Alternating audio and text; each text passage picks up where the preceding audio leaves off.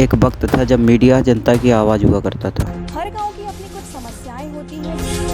किसी को समस्या थी यहाँ की सफाई से, देखना तो हमारी लैट्रीन बन रही, तो किसी ने अपने विचार रखे ग्राम पंचायत को लेकर। ग्राउंड लेवल पर ग्राम पंचायत है जो सरकार से सवाल भी करता था और सच्चाई को सामने भी लाता था। भ्रष्टाचार जो है अनधिकृत अधिकार मिलना ही भ्रष्टाचार की जड़ है। अब क्या बन चुका है? आई एम सॉरी बाबू। बच्ची बोलती है ड्रग दो, ड्रग दो, ड्रग दो, ड्रग दो, ड्रग दो, मुझे ड्रग दो।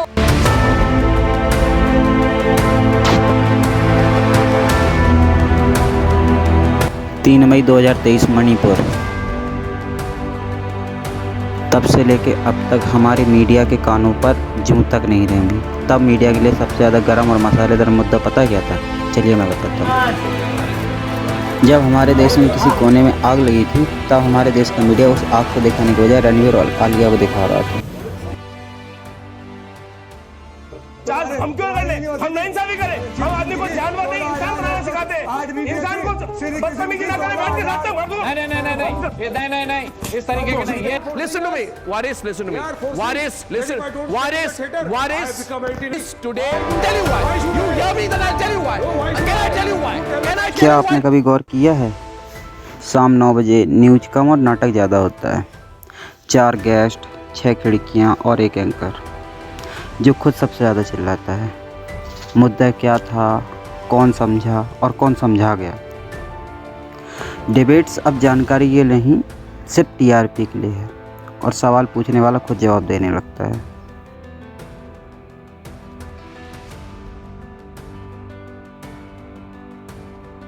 मेरा नाम हाजिक खान है। मौलाना वो अपने मुल्क से भगोड़ा हूँ। यहाँ इंडिया में क्यों बैठे हो खान साहब? हम इंडिया के पेड़ हैं। इंडिया में कहाँ से खान? बाई चॉइस है।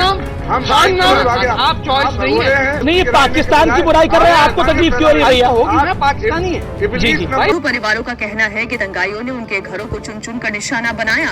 ये साफ टारगेटेड अटैक था क्योंकि मुसलमानों के घरों को कोई नुकसान नहीं। सामने के आदेश पर ईरानी सेना किसी भी वक्त अमेरिकी अड्डों पर हमला कर सकती है। वाह, आजकल तो न्यूज़ चैनल कमाल कर रहे हैं।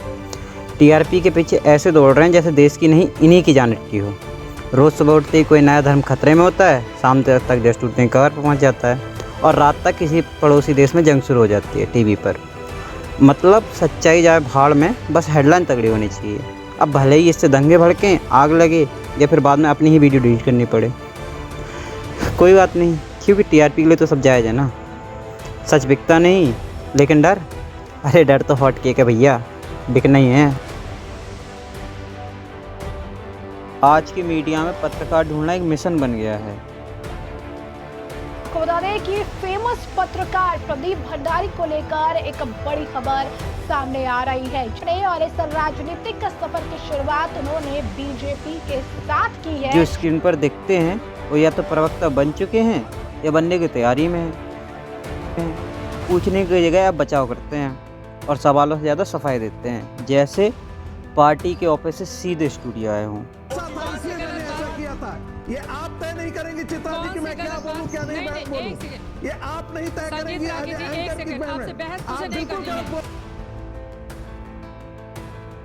साल बदल गए लेकिन हाल वही है। मीडिया कभी जनता की आवाज़ हुआ करता था, अब जनता की परेशानी स्क्रीन पर जगह पाने के लिए तरसती है। किसानों का आंदोलन, मजदूरों की तकलीफ, बेरोजगारी, इन सब के बीच मीडिया को सिर्फ देखता है बोलने लायक मसाला। जनता की आवाज़ अब प्राइम टाइम नहीं रही। जिसकी आवाज़ सबसे तेज़ होनी चाहिए थी, आज उसी की आवाज़ सबसे धीमी है। ब्रेकिंग न्यूज अब घटना नहीं, प्रोडक्शन होती है। पहले खबर बनती थी, अब बनाई जाती है। कैमरे पहुंचने से पहले ही एक्सक्लूसिव का टैग तैयार रहता है और कुछ ना हो तो डिबेट में कुछ करवा दिया जाता है। आखिर टीआरपी का सवाल है ना भाई। आम आदमी पार्टी का एक मिनट,